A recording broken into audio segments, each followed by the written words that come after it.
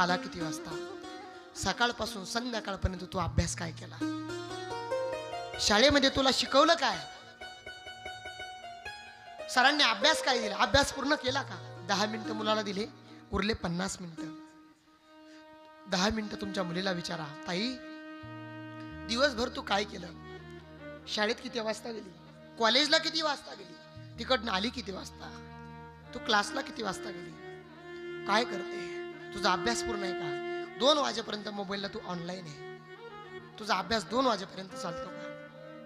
काय करते तू? रविवारी शाळेत का गेली? कधीतरी प्रश्न विचारा मुलीला.